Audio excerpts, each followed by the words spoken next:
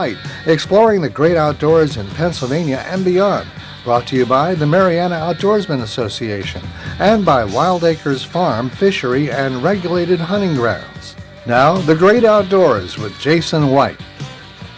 Hello, friends. I'm Jason White. Welcome to the Great Outdoors. I am happy to have you, and certainly looking forward to a great show today. It's another dreary day here in southwestern Pennsylvania. I feel like we cannot get out of the rain. I thought we were having a mild spring, and certainly the rain is, I would say, seeing other things. But I want to jump into our sponsors real quick.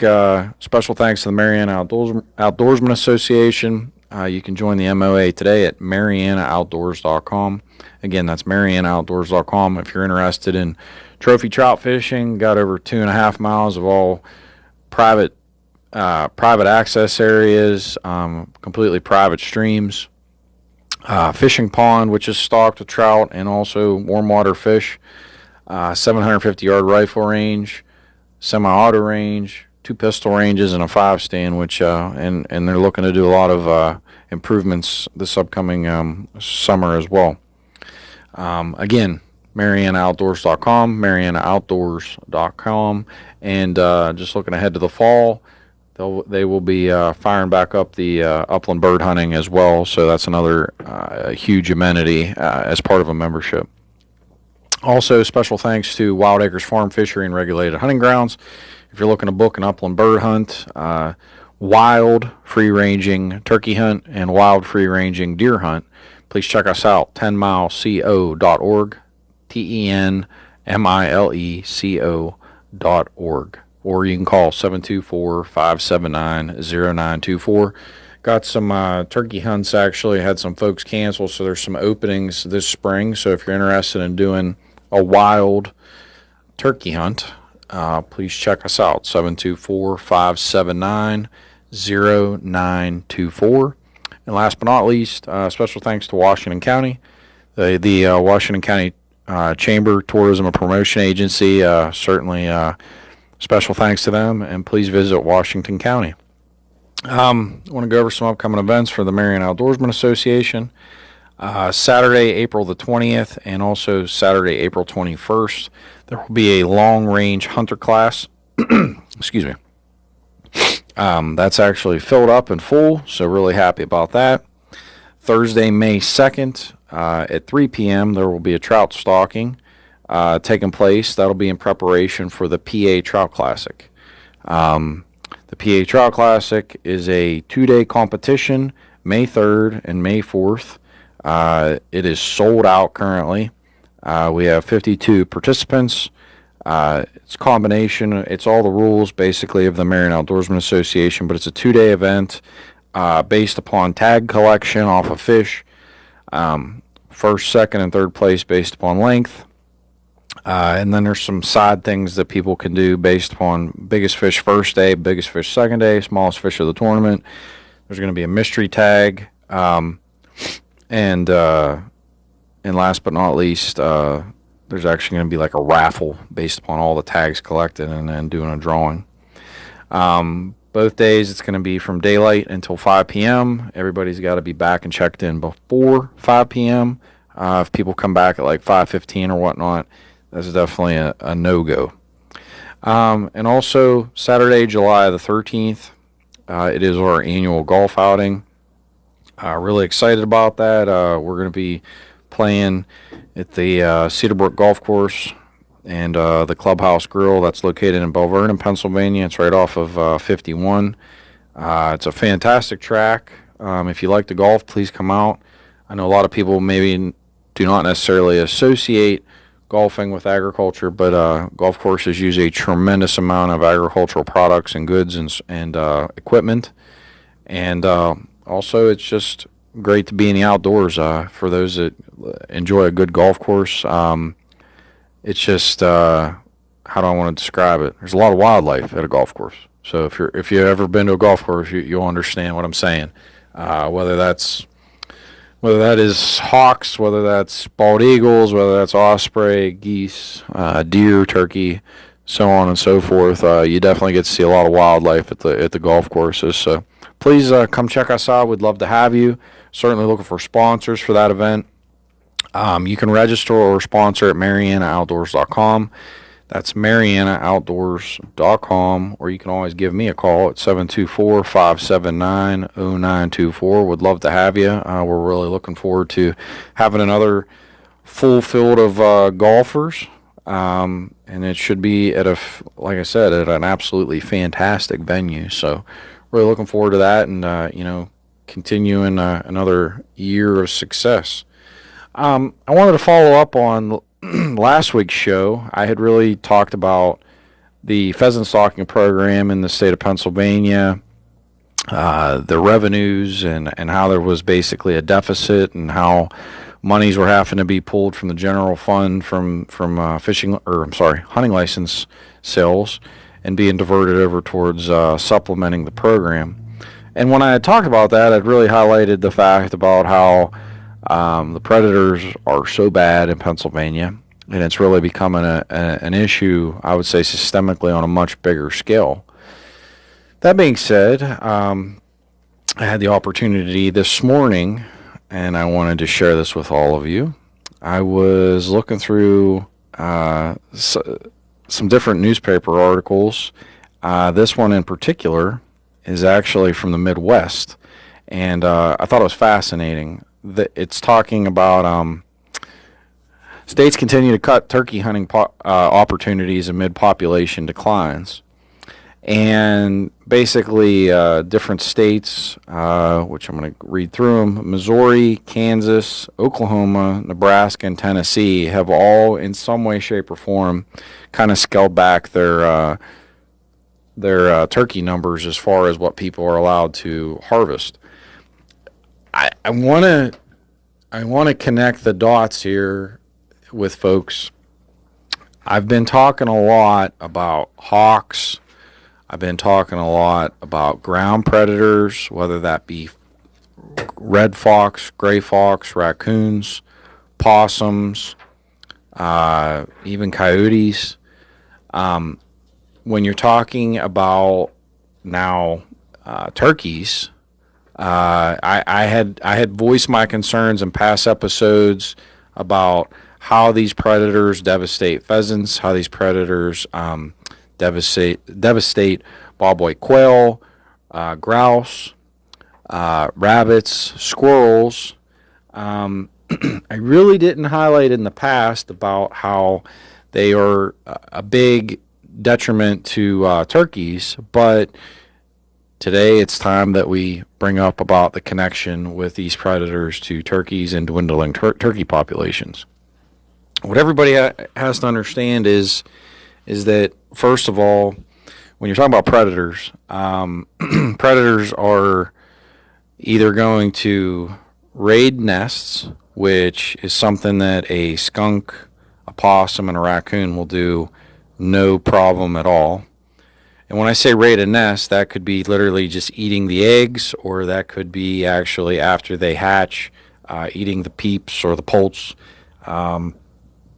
or depending on what it is, a baby rabbit, so on and so forth, eating basically the newborn young. And then once they're big enough to where they're out kind of venturing around, this is where a lot of more of your aerial predators become a big issue. I would say fox and even coyotes become an issue.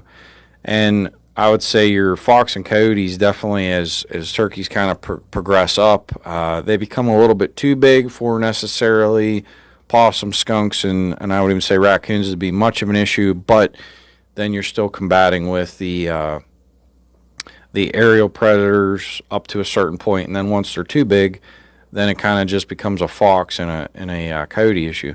The point is, again, I've highlighted so much about how pheasants, quail, grouse, squirrels, rabbits have all been impacted. To see so many states, this isn't just a Pennsylvania problem. I've also highlighted in past episodes about how the pelt prices have just plummeted. And there's a lot of reasons why. Um, you know, you don't see people wearing fur coats like they used to. You don't see people wearing fur hats like they used to. You don't see furs being utilized in our society like at one point in time that they were. There's a lot of attributing reasons to that. A huge push is societal changes, lobbying efforts of hunting and trapping groups, anti-fur groups. But now you are seeing the conservation perspective on the opposite side being negatively impacted by not addressing predation. These predators have now gotten to the point where, again, it's not just a Pennsylvania issue. To see so many Midwestern states be dealing with similar scenarios and issues, because let's face the facts, they're probably more susceptible, in my opinion, in the capacities that farms are much, much bigger. There's a lot more land to manage. It's probably much more difficult in many capacities, although, it just depends where you're at in the country. But to see states like Missouri, Nebraska, to me it was kind of like, wow, that is Kansas, Tennessee. Those are terrific habitat states. Don't get me wrong, there are parts of the country where habitat can be very poor and bad, not the greatest for turkey populations. These particular states are fantastic. I would say depending on where you're at in Nebraska, sandhills probably aren't the most ideal place for turkeys, and I would say even parts of Oklahoma. But there's many parts of Nebraska and Oklahoma that are fantastic turkey corridors. But to see Tennessee, Kansas, and Missouri on this list, I was like, holy smokes. Like, it screams to be a bigger problem. And not to say that collectively there aren't other factors going into this. I don't want to be narrow-minded and put all the issues on one particular thing. But there's a big but. When you have nesting predators, and there are programs that exist today to help alleviate that, and I've given this example in past episodes. South Dakota has it's a predation program geared at nesting predators. Nesting predators being, again, possums, raccoons, skunk, different species of fox. These are the key contributors when it comes to destruction of eggs and newborn offspring, whether that's hatched from an egg or just obviously conceived and birthed as a full-blown animal. You have to realize if they can't even get up and, they cannot complete the cycle of life if they're being obviously destroyed and eaten before they've even hatched from an egg. I've been advocating for this. I've been saying it's a problem. I'm going to continue to say it's a problem. The Pennsylvania Game Commission knows it's a problem. But a lot of people are a little leery to even talk about it because they feel like basically, I hate to say this, but people feel like, oh, well, people are just killing to kill or want to kill to kill. That couldn't be farther from the reality, couldn't be farther from the truth. When you allow the ecosystem to become unbalanced because of people's emotions, feelings, political views, so on and so forth, this is what you get. You then find an ecosystem that the scales have been tipped. Predators are knocking down wildlife as a whole, and because of that, there are less opportunities for people to hunt, and I would even say in some capacities to fish. I think this is troubling at best. I think it's a shame that we got to this point, that literally this is an ongoing thing. I understand the concepts from 50, even 100 years ago where there were no management practices when it came to aerial predators, and I would even say some ground predators, but we've gotten to the extreme now. To see that this has happened in other states, I give South Dakota all the credit in the world. They acknowledge conservation is critical to address nesting predators. If you do not address nesting predators, you can never expect pheasants to reproduce. You're never going to expect quail to reproduce. You're never going to expect quail to reproduce, bobwhite quail or grouse, to reproduce. And clearly, huge impacts on turkeys as well. Think about it. Turkey egg is a great meal for a raccoon. So in the big scheme of things, it's a balance. And we have ignored so many conservation-minded discussions, approaches, thoughts, and ideas, and we've basically neglected, what are we going to do to fix it? I mean, I cannot tell you how many people, articles I read, pheasants are now viewed as put and take. Basically, it's been the Game Commission has given up on the idea that they could reproduce. And I brought this up in the last episode. You could put out 50 quail and people feel that that's a success. I could tell you this year alone, I've put out probably well over 500 quail. The odds of a single one surviving are minimal at best because of predators. And I myself, along with the folks that I work with, have done a fantastic job working together to try to keep the ecosystem as a whole in balance, trying to keep predators more in check, doing our part to really keep things in a good place, I guess is the best way to say it. That being said, that doesn't mean anything for my neighboring properties. Think about it. We're doing something, but animals roam miles. They might go for miles, whether that's especially fox, coyotes, skunk, raccoons, so on and so forth. They're not sitting in, a 1 acre lot saying, oh, well, this is where they live and we're going to stay here. This is why conservation is so critical as a whole system, because, I could sit here and advocate and say, oh, yeah, we did our part. But, if I'm managing a 400-acre piece of property, but the 2,000 acres that surrounds me, not a single animal was trapped, well, how much can we really say that I had a huge impact? Probably not the impact that I'm striving for or that needs to be, but it goes to stress to the point. How do I want to say it? It is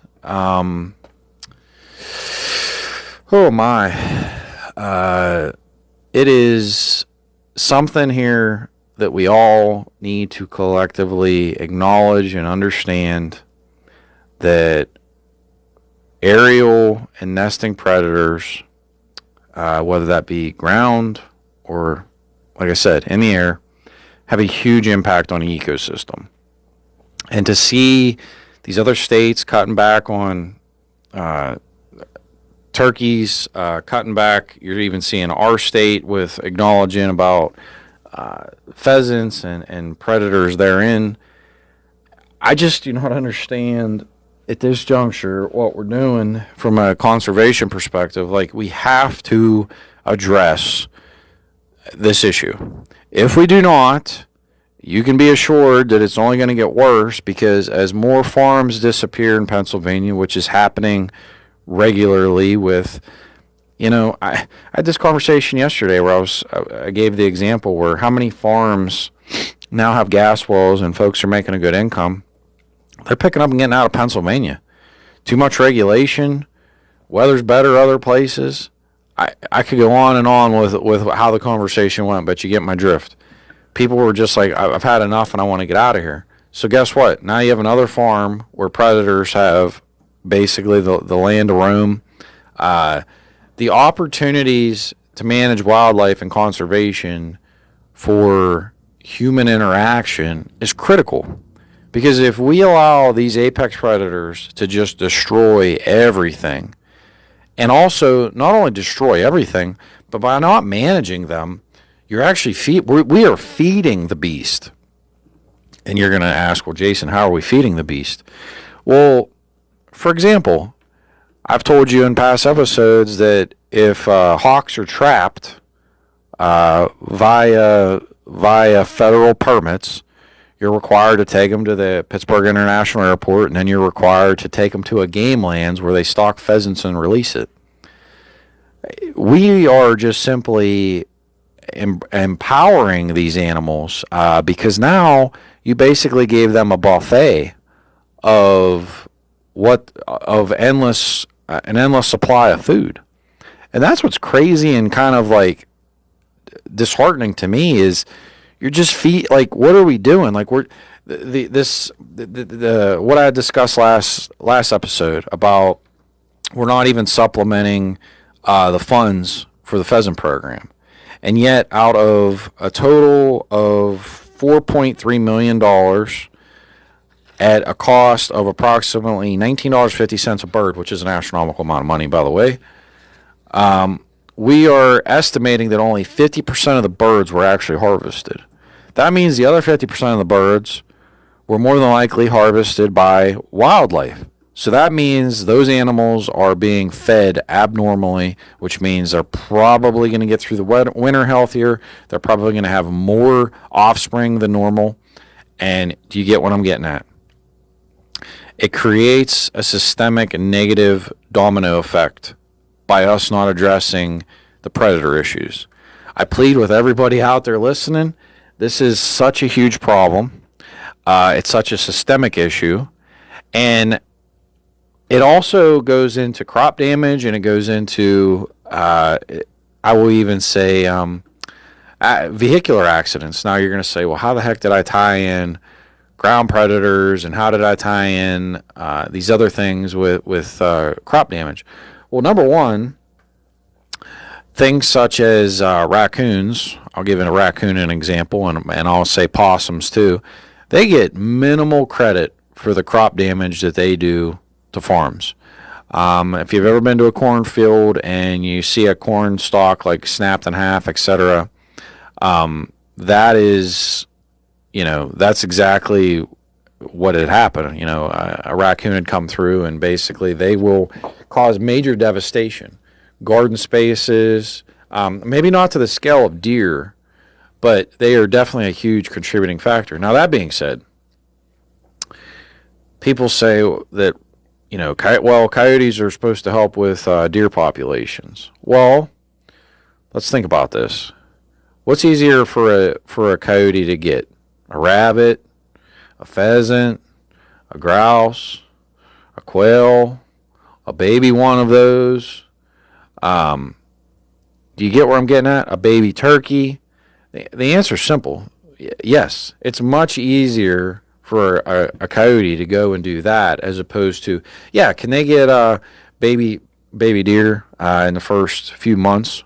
Yeah, absolutely. I'm sure they can. I'm sure that's a fantastic meal for a coyote. But once a deer is too big, it's going to be very difficult, very challenging.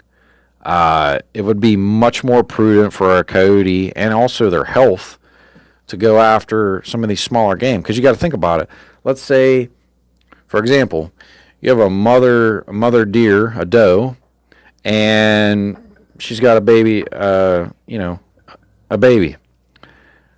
If a coyote comes up and tries to eat that thing, and the deer's probably going to fight. Does a coyote want to get hurt and injured, getting kicked in the head or whatever it may be, or even potentially killed, fighting with a deer? The answer is probably not. What you have to look at this from, like, if you're going to go get into a fight and you're going to get a meal, like, it's risk or reward, even from a wildlife perspective. So, what does a coyote have to fear if it goes and kills rabbits? What's a rabbit going to do to it? Next to nothing. Same thing goes for a grouse. Same thing goes for a pheasant. Same thing goes for all these other small game that I've referenced, a squirrel. There's much better opportunities for them to go and get these small game and basically deplete the system as opposed to, going after deer with what I guess was the ideology or the thought or the theory as to what it was going to happen. But this whole thing has, I would say, snowballed into a lot of issues, a lot of systemic issues, a lot of things that are being ignored. And you're seeing a conservation system that is just kind of, I would say the dominoes are headed in a very negative way. And if we're talking, first of all, if we're going to spend $4.3 million on a pheasant program that only, first of all, is almost twice the price of what it should be. So, like, that's number one for everybody out there, like, crunching numbers. If the statistics are true, based upon what I read in past episodes, at a $4.3 million number that costs roughly $19.50 for a pheasant, and only 50% of those birds are being consumed, that is, first of all, a huge glaring problem. A huge glaring problem. Like, for anybody to sit there and think that you're only getting a 50% return on your investment, first of all, that is crazy. Secondly, the cost alone to produce the 50% is double what it should be. So, if you statistically look at this, you start to have to ask yourself the question, like, is it worth it? Is the program worth it? Is the investment worth it? I don't know. I don't really know. I know what I do to try to manage things as best I can as part of the bigger ecological and conservation system. But from what I'm seeing, what I'm reading, the states that are, the dominoes that are falling in a negative way when it comes to hunting, it's kind of nerve-wracking, because I think that the North American model, for those who don't know, it's basically how it's kind of a template of how the federal government views wildlife, and it's how would I want to describe this? There's a lot of things that how do I want to say it? There's just a lot of things here that need to be looked at, that need to be discussed. There's problems, but also those problems present opportunities. We need to implement conservation-minded practices when it comes to taking additional animals, predators out of the system. And if that is some type of a new conservation program, similar to how South Dakota does it, I don't want to call it a bounty program, because that immediately, people get their feelings hurt. Not a bounty program, but a conservation program. A conservation program to get more predators in check across the Commonwealth. It's critical. It is absolutely paramount that we do this. And not only that, the aerial predators, we're in the same discussion here. Hawks are out of control. Absolutely out of control. I know I have a permit to harvest so many. I could tell you, I've seen probably at least, just at the one farm, at least, I'm going to say at a minimum, 20 different hawks. And I'm saying that based upon different species, varieties, sizes, so on and so forth. At a minimum, just at my one place, I know that I've seen at a minimum 20. And that's a low number. I would say it's probably double that. So if you're talking just at one location, seeing that many aerial predators, what does that say across the whole system of Pennsylvania?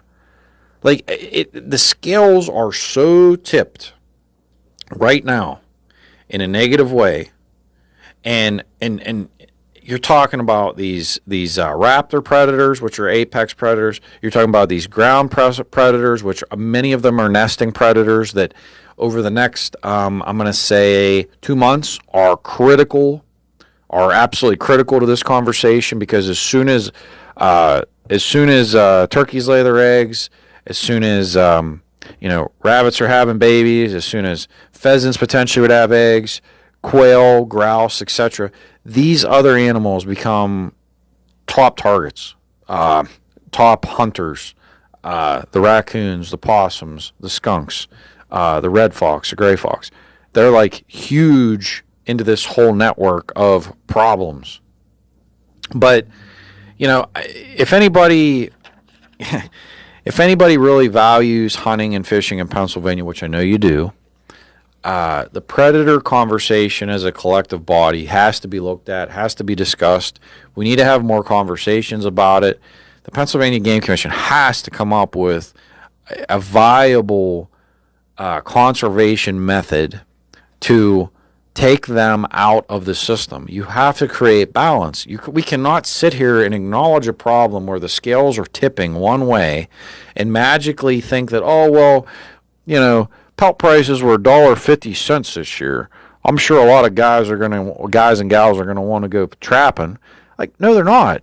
The market itself is causing a problem. There's been so many politically initiated and I'll say agenda-driven initiatives to cause the pelt price to be so bad that it's contributed to the conservation issue that we speak of today. Because we feel that, oh, well, wearing a mink coat or wearing a fox coat, a fur coat of some capacity, like that's just atrocious and horrible. Okay, come to. I'd love for anybody to come to my farm after we let pheasants out, and you come and see the blood, gore, guts from these animals destroying and devastating those animals. These predators come like absolute, literally like the movie Predator with Arnold Schwarzenegger. That's basically what I think of whenever I think of these predators. Like, they come and they're out to kill. Yeah, you're not seeing a fur coat. You're not seeing them running around in a fur coat or whatnot. But it's kind of like, I've come to realize that what's in front of people is what they see, and if they're not seeing it right in front of them, then it doesn't exist. And I think that this issue here, like, we're sitting here almost like a mirage, saying, "Well, geez, the turkeys are down. The rabbits don't seem like they're around anymore." Well, it must be the habitat. It's got to be the habitat. It's got to be. That's all I ever hear. Oh, it's got to be the habitat. Yeah, part of it is. Part of it is. A lot of farms are steadily declining in Pennsylvania. The market as a whole is its own issue. That's a problem.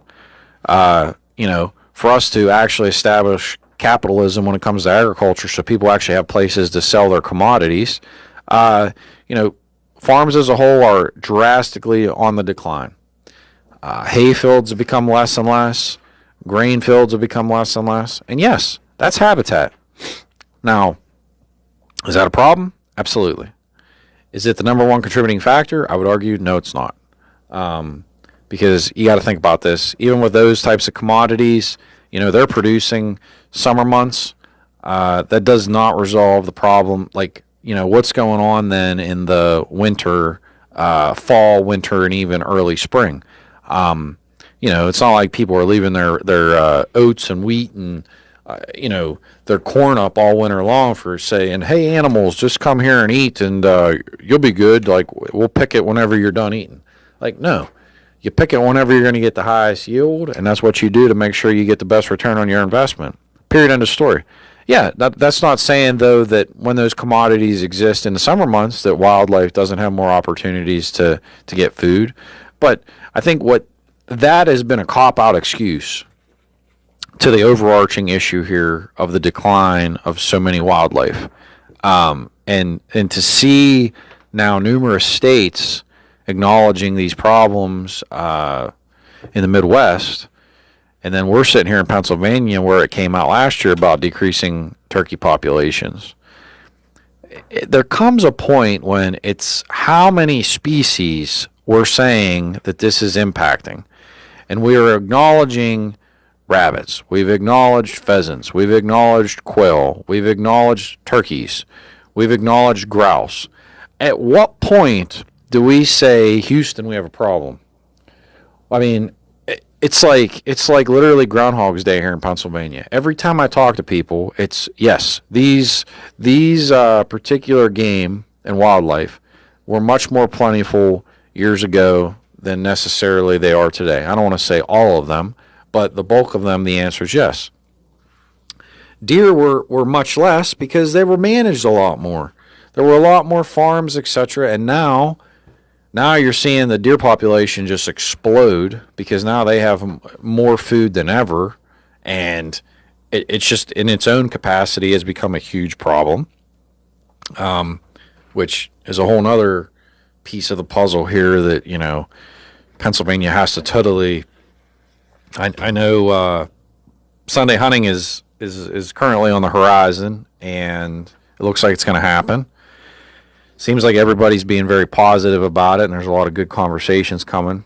And I think that I'm looking forward to that passing, not only for Sunday hunting as a whole and for the tourism industry and for mom and pop businesses and for just quality of life of our residents and also people, from other states that want to come here to enjoy the outdoors, but also so we can get on to the next thing. These predators are a huge thing. The management of game lands is a huge thing. That in its own capacity is a huge topic of discussion. The way the game lands, the habitat, the way that they are managed to hold and even draw wildlife for hunters and trappers to go and enjoy. In my humble opinion, we're at the opposite side of the spectrum, to where there's been a lack of management, and a lot of these animals are using these spaces for, I would say, bedding areas, and then they're leaving at night and going to the surrounding agricultural properties, whether that's hay fields, whether that's soybeans, corn, it doesn't really matter, so on and so forth. You get where I'm getting at. And they're going to go and get food wherever it's plentiful and wherever it's obviously nutritious and good taste. There's so much here to discuss, so much to dive into with the management. But management, when it comes to the habitat, is its own discussion. The management of and conservation of wildlife, and when it comes to predation, is just something that we all have to really look at, dive into. We can't sit here and keep doing the same things and expecting different results. We have to acknowledge there's a lot of opportunities here to do a better job. It's not an insult. It's not a slap in anybody's face. It's not being, I would even say, being critical. It's just acknowledging the facts for what they are, and how can we collectively work in a positive direction to make it better and to fix our problems wherever we can fix our problems. And in my opinion, we can absolutely fix our problems. Conservation-minded trapping is critical. It's huge that we advocate for it. It's huge that we discuss it. It's important, like what I'm doing right now. I think these are things that we have to discuss. If we don't talk about it, people don't, like I said before, if it's not on someone's front radar or their front burner where they're seeing it, it gets ignored. People become forgetful. People just don't follow up about all this stuff. And, these are things that are critical that, that everybody, know, understand. I hope that I'm getting the wheels turning for you. I hope that you'll think about these things. What are your solutions? What are your ideas? What are thoughts and things that we could do to make it better? Because I think it's important that each and every one of us critically think. Take the time to acknowledge what we're doing. How can we do it better? Maybe we had a process or procedure years ago that was a better way of doing it. Because I cannot stress this to you enough. Doing the same thing and expecting a different result is a definition of insanity. And I feel in many other capacities in life, and this is just one example, that as humans we get too comfortable and complacent, and we'd rather acknowledge a problem than formulate solutions to a problem. So, I just think that we all got to think, and I know that we can do a better job, and I know that we will. With that being said, again, I would like to thank the Mariana Outdoorsman Association. It's been an amazing fishing season. We have a long way to go. If you haven't fished at the MOA, you're missing out. 6 species of fish: browns, brooks, tigers, palominos, rainbows, and the patriot trout. If you've never seen all of them, please come check us out. We have all 6. They're amazing, beautiful creatures. I'm sure tight lines. Just an amazing experience. Lodging is available at the MOA. We have cabins. We have a small cabin. We have campsites, and we have a big lodge. Whether you're just a couple people or groups of 10, we have the different varieties of whatever accommodates for your needs. All this information is at marianaoutdoors.com. If you're somebody interested in membership, go to our website. If you're somebody that just wants to do a day pass, Day passes are $60 a day. We'd love to have you. We get a lot of people from different parts of the country that just want to come for a day or even two to enjoy some trout fishing. Again, information's at MarianaOutdoors.com. All the rules, any maps that you might be interested in, knowing where we are, where we're located, information about lodging, it's all there. If you're somebody interested in a membership, if the hunting and the shooting is more of your thing, well, hey, that's cool too. That's why we have it. We try to do our very best to make sure that everybody's wants and needs are covered, especially from our members, because we're trying to obviously provide a great experience and a great outdoor experience for everyone 365 days a year. Upland bird hunting will be firing up in the fall. We do that starting in September. Just want to let everybody know that. If you're interested in dove hunting, that's also included in a membership. You have to have your appropriate hunting licenses, state and federal, when it comes for migratory birds.